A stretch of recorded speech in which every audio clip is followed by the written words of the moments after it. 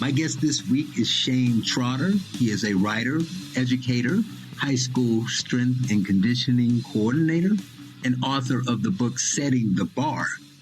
As you know, I talk about education a lot, but I want to bring many perspectives. It's not just curriculum. And so here, he does a great job of talking about preparing our kids for the future in adulthood and the problems he's seen as a teacher and what we need to do to solve those. Shane, welcome to the show. Thank you, Charles. It's good to be here. Those who listen to my show regularly know that I cover pretty much any topic, but there's probably nothing I talk about more than education. So I'm always excited when I have someone who's in the belly of the beast. Then you, as an educator, are one of those people. You have a book, Setting the Bar, preparing our kids to thrive in an era of distraction, dependency, and entitlement. So what made you write this book? Like you, I believe education is perhaps the most important thing. It's essential, and particularly in the modern world, it's essential that we are prepared. That kind of is creating their lens on the world, their worldview. So it was startling to me that our children weren't ready to become independent adults, to be good, thoughtful students and scholars, but more importantly, to live well, to go out and make a good life for themselves. Where they would have connections, where they would have purpose, passion, a sense of meaning. What I found was that they were kind of, to borrow Jeremy Adams' term, becoming hollowed out and having very little to that they aspired towards. And as you would probably expect, I was seeing more and more of them that were depressed, anxious, and were clearly in deep angst. So that all inspired me. On a daily basis. I think that the question I asked over and over again, more than anything, was, what are we doing to these kids? The patterns that we are facilitating, what the hell are we doing to these kids? We're supposed to be the adults who know better, who can show them a better way. So the book is broken up into three sections. You have These Days, The Cost of Utopian Delusions, and Education and Reform. So what's wrong with the kids and how they get this way? You open up with some staggering stats about, depression and obesity and health and the nihilists who just don't really care about them, all that kind of stuff. So how do we get there and what happened?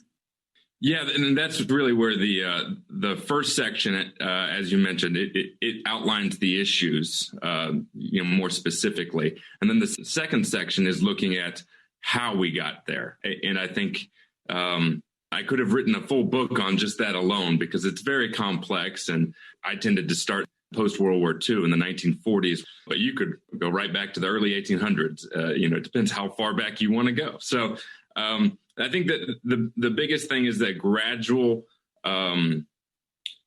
gradual progression towards away from community, duty, connection, responsibility, the personal responsibility that we expect every person to become an admirable adult who contributes to something greater than themselves, and towards this ethos of individualism, this hyper individualist mindset that really excused living your life for only consumption, and so gradually there became nothing more held in higher esteem as sacred to society, nothing greater than what is most pleasurable to you in the moment. In our sense of what happiness is became the greater net pleasure. Happy, pleasure minus pain versus any sense of connection to deeper meaning. So a lot of this is it's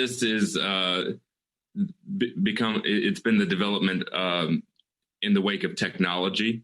You see, Robert Putnam's Bowling Alone does an amazing job of showing how there are many things that are driving people away from community connection, into what Durkheim would have called anomie, which is the most correlated with higher suicide rates. So many forces moving us away from community connection and towards hyper individualism. But the most profound reason for that, he found, was the television. And of course, with the smartphone and social media, we've just dramatically, exponentially magnified those challenges. And I'm shocked by how poorly our schools have done in responding to that. They largely overlook it, and they've been very slow to recognize the magnitude of the changes going on. I got it kind of like in your second chapter. I think that was really important. You talk about a failed youth development paradigm. Can you talk about those 5 ingredients in that failed paradigm? Yeah, and to be honest, I can grab a book. I can give you some of them. There's low expectations, blunted feedback, victimization, deferred responsibility, and empty values. See, that's why I picked it up too. But just briefly talk about how some of these kind of the problem was already, you talk about, you go back in history to see where this founded, but these things kind of just enhance what was already happening and accelerated it in a sense. Absolutely. And I think to go back even further before I get there, the biggest thing is the what I call the shifting parenting pendulum, which went from, and so I think that pendulum underlies these 5 ingredients of dysfunctional parenting paradigm.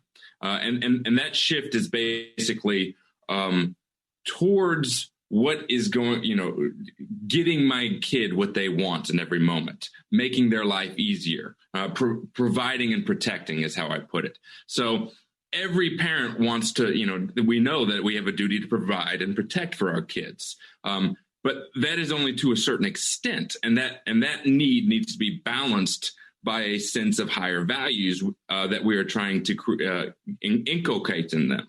So it needs to be balanced by a sense that we want to create a certain type of people, an admirable people. Every culture in the history of the world has had a lens of, they've had an idea of what the life well lived looks like. They've had a clear heroes, and they've had an idea of the type of person that they want to make their children into, the type of capabilities their children have to have.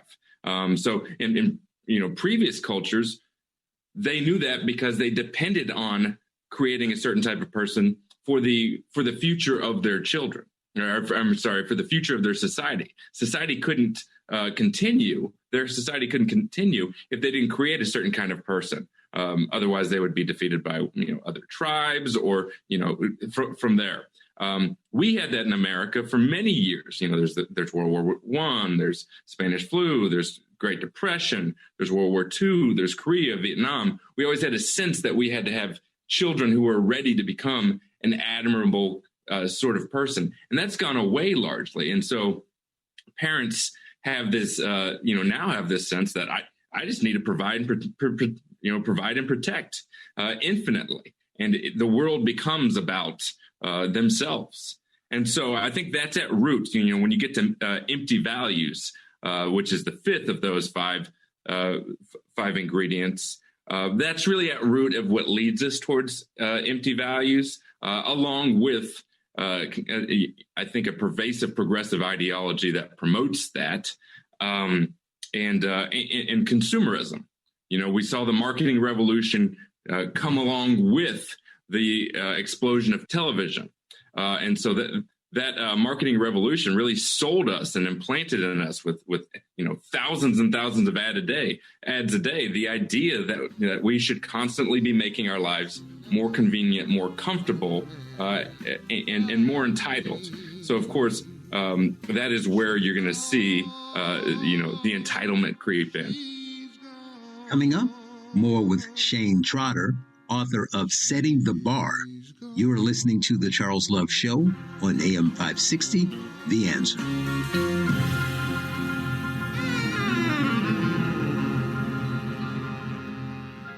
We return to the Charles Love Show on AM 560, The Answer. Once again, here's Charles Love.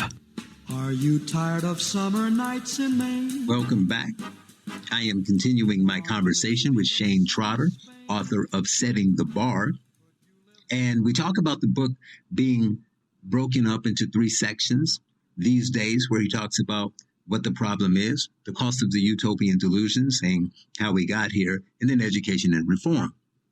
And here we talk about the second section, and it talks about, when he talks about utopian delusions, we're talking about unintended consequences and the practice of trying to make everything perfect and everyone safe. You know, you look at any dystopian novel, Huxley, Orwell, you look at the modern one, David Eggers is doing a phenomenal job with The Circle and the Every. At root is this sense that we can perfect the world, that we can make everything perfect, get rid of all misfortune, pain, and that we can somehow game the system and make everything so perfect that it offsets every inequality, and et cetera, et cetera. And that's, of course, it's impossible. But more than that, the process of trying to do that more often than not creates more issues than it solves. So for example, by we see this in like not fighter planes, in all pilots. By making everything automated, the pilots are actually less safe. They're not able to get into flow to do the things they have to do. So there's more accidents. Well, it's the same with our kids. When we overprotect them, we tend to pretend that we can protect them from everything. So that when there is finally that adversity that they are inevitably going to face, they have not been well trained to meet it. They've been protected from all the experiences that would have kind of gradually developed their capacity to manage risk, their capacity to stand up for themselves, their capacity to negotiate between people and differences, to understand people's differences. All the greatest lessons have been removed from them because we wanted to keep them comfortable and away from pain. To go deeper on that, I want a world where there are unfortunate deaths, because there's no freedom if there's no unfortunate deaths. Unfortunately, the greatest possible safety would be for all of us to be imprisoned and controlled. I think Coleman Hughes, I don't know if you're familiar, but Coleman Hughes has said it best when he kind of he framed it as, we often approach things like racism and as if they are smallpox, where there's an end date where we got rid of it completely, and now we've wiped it off the earth, and we don't have to worry about smallpox anymore. And that's really, you look at watch an NFL game, the end zone says end racism. This is ridiculous, right?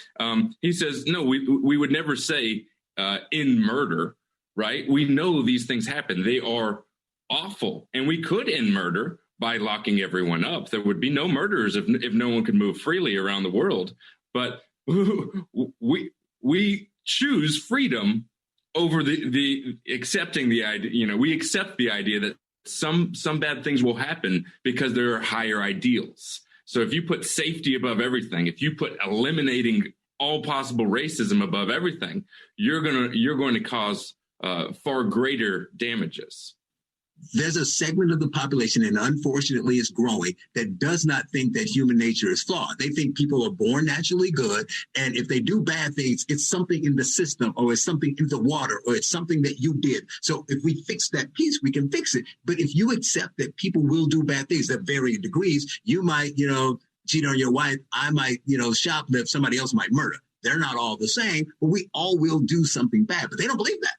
So, you talk about the safetyism and all those things, and this is the core to the problem, I believe, with, all of the examples and all of the things we see happening. It's a matter of, we can fix this, and we can't. Why can't we just admit we can't? There will be some kidnapping, some broken bones, and some bullies. Exactly. There has to be. Right. It's like the COVID thing. It's like the cost benefit thing. It's like the COVID thing. It's like, You want to get the right fix where you can minimize the number of people getting sick and dying from COVID as much as you can without, like you say, telling everybody they have to stay in their apartment for 5 years, because that's bad too. Somewhere in the middle, right? Exactly. I'm not saying that people should say, I'm never going to get vaccinated. I'm not going to put a mask on. I'm going to run around licking people. But you also shouldn't be, well, people should never leave the house. Can't we go? What's crazy? What's right wing or left wing about saying, well, we do something in the middle? Find who we need to protect the most. Protect those people. Let some people go out there. If you go out, take these precautions and have a nice day. No, that today in today's society, that's crazy, because we have to protect. What did they say? They famously say, if we save one life, it's worth it. That's not true. So if we can save one life, no matter what, we win. It's a net positive. So what if we have 86 people die in order to save that one life? That's good. It's insane that people, educated people, and some people in power actually think this way. Oh, and I don't even think they think this way. I think it's just political talk, because it is insane. We all know that, we could, if we shut down society, had no real human connection where anyone ever talked to each other face to face, we zoomed the whole world and never had to drive anywhere, we'd save lives. Traffic fatalities are, one of the chief causes of death. We don't actually believe this stuff. It's wrong. Definitely. And then now we have to move on to the second segment or second section, which of course I love. I mean, all of them. Education is so important, but I love when people just lay out the problems with the utopia delusions, as you call them. And so, but before that, you talk about these insidious forces that threaten our human flourishing. You talk about basically big food, big tech, and big pharma. And I love this line though, where it says, "The cures are killing us." So it kind of, lends itself to following up on what we were just saying. So we are so focused on fixing things that we don't see the harm that is causing behind us. I mean, that could be politically, that could be, we're going to get to education, of course, and how this is permeating in the schools and what it's doing there. But talk about the importance of that. And of course, you got to talk about, I'll let you talk about that first. I'll get to the other thing, but go ahead. Okay. So yeah, the cures that are killing us, it really looks so. I read a couple of great books, Ben Goldacre's Bad Science, Bad Pharma, and then I'm blanking on who, but Alan Schwartz's ADHD Nation.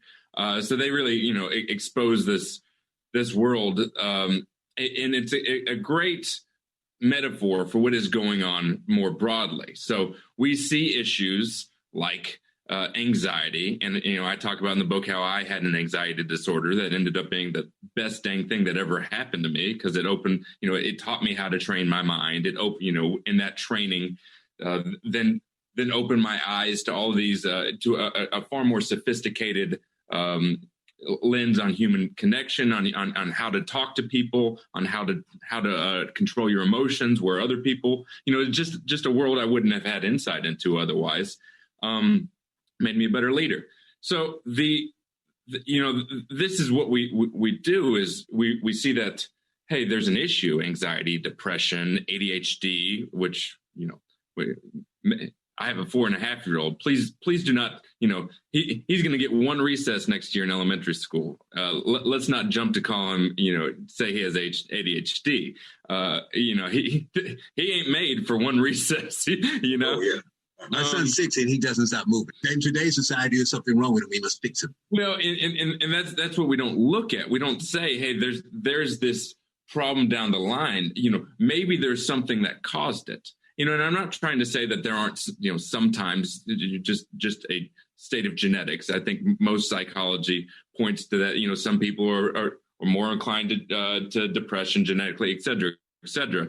But when there is anxiety, when there is depression, when there is anything, that pain is a feedback mechanism that should instruct us, that should say, okay, something is out of whack. Let's learn what it is and let's adapt. But now we have the ability, to try to insert drugs to try to fix the problem without actually fixing the roots of the problem. So we're always treating these symptoms without getting to the root of the problem. And typically, we're slowly desensitizing ourselves to that treatment, and so having to go in greater and greater doses without any thought of the side effects, or that we might be, doping ourselves into oblivion. So it's a very good analogy for this utopian delusions, progressivism that we're seeing, where we have an issue and we try to get rid of it rather than taking it in as instructive feedback. Coming up, more with Shane Trotter, writer, educator, high school strength and conditioning coordinator, and author of Setting the Bar. You're listening to The Charles Love Show on AM 560, The Answer.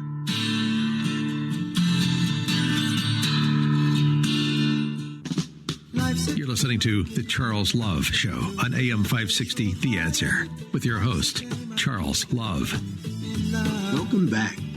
I am continuing my conversation with Shane Trotter, author of Setting the Bar. And we were talking about utopian delusions, unintended consequences before. And I think these things are best described by telling stories or giving examples rather than spouting statistics or something. And here I ask him to tell from the book the great story he tells about the Cobra effect. So at one time, the sun never set on the British Empire. The British Empire is the largest empire in the world. They control all sorts of colonies, and their jewel was India, or they created India based off of common cultures. But what was India? And so as British settlers poured into Delhi, a city in India, as they poured into Delhi, they took issue with the fact that there were these cobras that kind of wandered across, and they were all over, and it was terrifying to British settlers, and there's risk involved with that. So the British government, they said we're going to start a policy where that we will pay for every dead cobra you bring us. Okay, so hey, the cobras are a problem. They're a nuisance. Let's get rid of them. We're going to pay for every cobra you bring us. And of course, what happened was the natives of Delhi started basically cobra farms. They started breeding more cobras because if they could just breed more cobras and kill each cobra once it's old at a certain age or whatever, then once it's past breeding age, then they're just going to be able to bring more cobras and get more money. It became an occupation unto itself. So within short time, I think they tripled the cobra population in Delhi.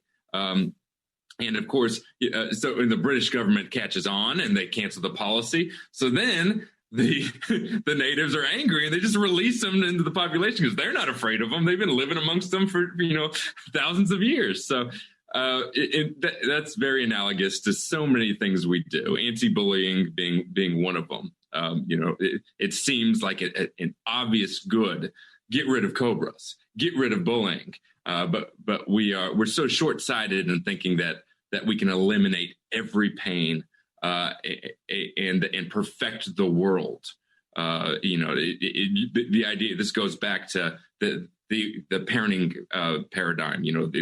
We thought we had to create a certain type of person who is capable of handling the world, bring the person into harmony with some, with the natural order. But now we think we can bring the world to yield what we want. We got to get serious now, Shane. So we talked about what's going on with the kids today, what the problem is, how bad it is, how we got there. But now we need to talk about what the effects of all this stuff is on education. So you're in the schools and have been for years, and you see, like you talked about the obesity, the depression, what parents try to do. You talk about safetyism, anti-bullying, all this stuff. So it culminates to where we are now. How we got here is how we got here. You kind of explained it, read the book to learn more. But now we're here. So, talk about, because a lot of people, what I started to notice when I talked to more educators and more people in education is that as much as I thought I knew, because I'm a pretty smart guy and read books and all that kind of stuff, it's different to the teacher who's in the classroom. So we think we saw what was going on. I got to understand it now because I talked to enough people. But I think the average person needs to understand what's happening in the school because they don't see it. So talk about how all of this now, the kids are coming to you and, what their education has been like. So I'm assuming they're coming to you in high school. So What do they know? What do they not know? What do they think from social media? How they were taught in elementary school, middle school? What is the raw material you're getting in ninth grade? Yeah, this could have been the whole conversation. There's so much here. But again, it goes to kind of the evaporation of values and of a higher ideal. So from my perspective, we don't stand for anything. We don't have anything that we stand for and say, this is what we're about. This is what we're striving towards. We're not going to sacrifice this value for what's cheap and easy. So in the absence of that, it's education at large tends to move to what's cheap and easy. We wanted higher graduation rates. There's two ways to do that. You can make far more capable students. That's hard. Or you can make it a lot easier to graduate, which thereby cheapens the diploma itself and in mass makes your entire population less intelligent and less prepared. But that's what we do. And everyone knows that's what we do. We've inflated the heck out of our grades. We've made it so that 99% graduation rate means that you have made it far, far, far more easy to graduate.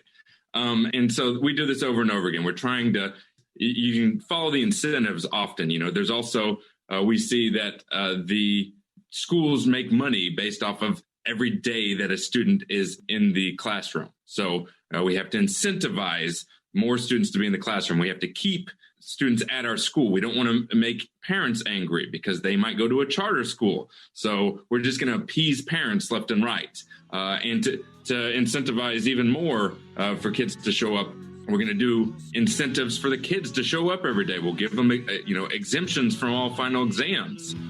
Coming up, more with Shane Trotter, writer, educator, and author of Setting the Bar. You're listening to The Charles Love Show on AM 560, The Answer.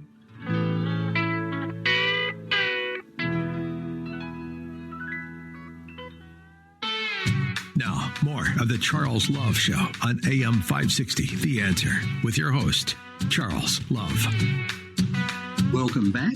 I am continuing my conversation with Shane Trotter, author of Setting the Bar. And in the last segment, he was going into the problems with the students, what he gets as raw materials and what we teach them, what's happening in the schools. And here he continues on that by talking about the things that we're doing to make education worse, how we're not helping the bad practices that we're using in the schools. In your book, you talk about the 6 practices that are ruining education and go through some of them. I mean, IEP 504, you don't have to explain that to people, but you mentioned exemptions earlier, but you talk about late policies, online credit recovery, smartphones and technology, and teaching to the test. So talk about some of these things that I'm assuming were intended to help the kids and how they're ruining education. Sure. And so, if we want to look at the best example of Cobra effects or, utopian delusions that there is, it's probably IEP and 504. They are either legal means to meet the needs of special needs students, of students with some sort of disability. So we all agree that we should understand disabilities and we should try to meet the students where they are and help them at whatever level they are. But what happens if you're a teacher is that you enter a regular level classroom and you might have, anywhere from 4 to, even 15, it could be half your class or slightly more, I've seen, of your students have their own individualized education plan or 504. They both equate to about the same thing. That has accommodations or modifications that the teacher has to follow. So what this does is it incentivizes the teachers to hyper-focus on these IEP 504 students. They put all their attention there because these are legal documents they have to follow. If they don't follow and the student fails, then the teacher and the school will be in big trouble. So we've oriented, we've incentivized all the focus of our educators on this lowest common denominator, the students with disabilities. And as a teacher, I have 10 kids with their own individualized plan that says, hey, this kid, he gets reduced answers on the test. Okay, so you're going to make a special test for them. This kid he gets extra time on assignment. So every assignment, you have to allow him an extra day, and you don't want to give so many assignments that he gets backed up and he has all these extra days, and he's, your other students are on the next day's assignment, but he's still working on this one. So it creates this nightmare for teachers. This student, you need to provide him notes. So as a teacher, early on, you're trying to follow all this while pushing your other students to the maximum extent possible. And you keep messing up because you can't possibly follow all these modifications. So instead, what you do is, more often than not, the trend of teachers in the aggregate is that they ensure that they never fail a 504 IEP student, and that they, rather than just giving these modifications to the students that have them, because, between 5 classes, 6 classes, all right, and all these different ones, I can't keep it straight. All students are provided notes. All students get an easier test. I won't do essay with anyone because there's so many short answer and essay. I was a history teacher. There's so many short answer and essay questions that you'd have to take off for different students. So now it's all multiple choice.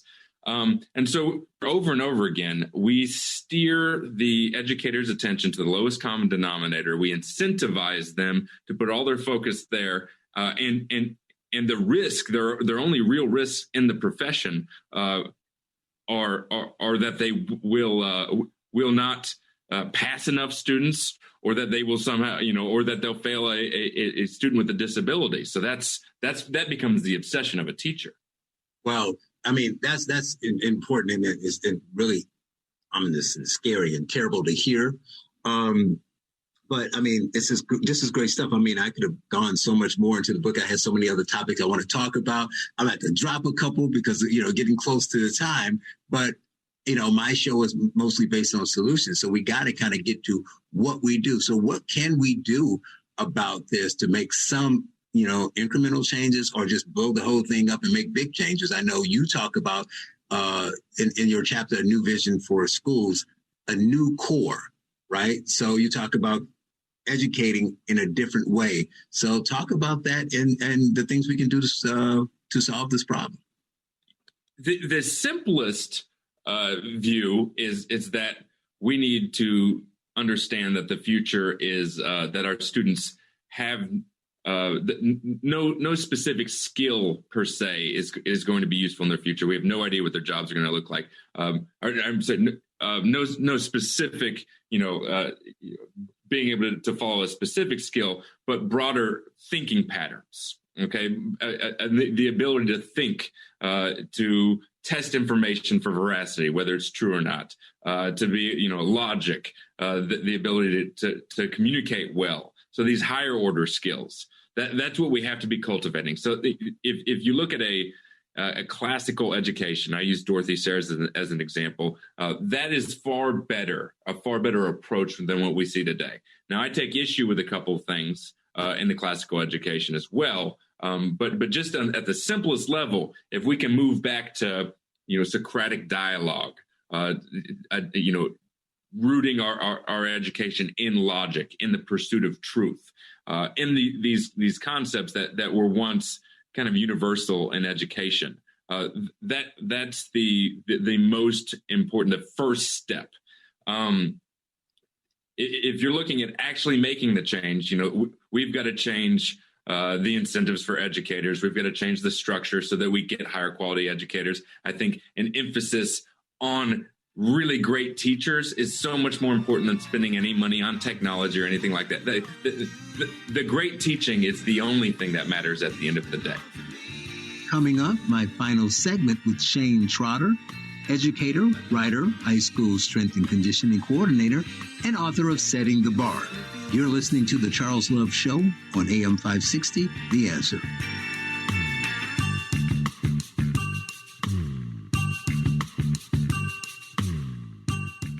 The Charles Love Show continues on AM 560, The Answer. Here's Charles Love. Welcome back.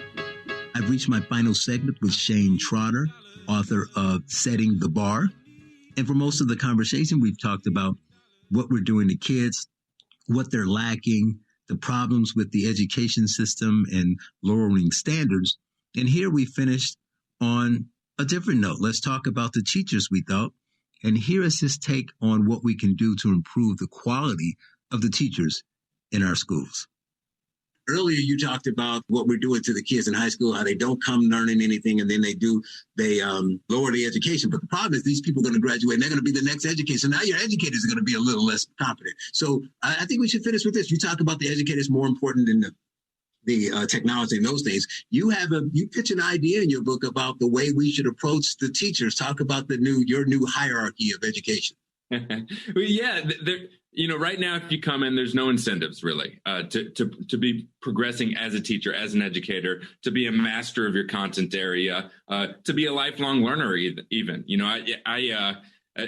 I sent a couple early copies to people. One of them being a teacher at a school about an hour away.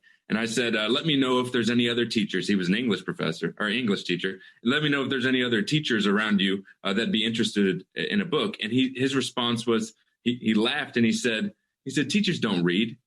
You know this. And there are definitely exceptions. There are phenomenal teachers I know. But yes, by and large, we're not doing enough to incentivize our teachers to be scholars. And so I look at the military. Okay, the military, there's this rank system. There's competition. There is prestige for certain rankings that and achievements, and that's built into a system. As an educator, you get hired at 22, and there's no distinction separating you from a 52-year-old teacher. Okay, who could have been doing it 30 years longer. There's nothing they've proved along the way. And that's not to say that there aren't 22-year-olds who are better than 52-year-old teachers. But that would be a far less likely situation if we had a lot of incentives, a kind of an honor and rank system within education where there were financial incentives for hitting certain criteria. Maybe it's education. Maybe it's your displayed ability to mentor other teachers. There's really no incentives whatsoever as a teacher to continually develop yourself in your craft and in your field of study. So I think that department chair often you get like $1,000 stipend for that at my school. That should be something that all teachers are fighting for. There should be clear ranks that you have with clear objectives you have to hit to reach these ranks that come with pay increase, but also a prestige increase. There's so many ways in an educational culture you could create this. You could have, the master teacher, the department chair, who, they get these sacred honors at pep rallies, and they do, and they get to debate each other for in front of the students. So they're modeling this kind of scholastic mentality. So if you take a love of learning, a true passion for learning, that mentality, and then apply it to how can I create a great education culture, you would quickly find that you'd set it up vastly different. Just like football coaches, they take this love of football and they create a culture amongst their program that pushes their coaches to a higher level, that pushes the players. Well, any great business does this, and we should be doing this with education. He is Shane Trotter, educator and author of Setting the Bar, Preparing Our Kids to Thrive in an Era of Distraction, Dependency, and Entitlement. Shane, it's been great speaking with you. Thank you for joining me. Thank you, Charles. It's been great being here.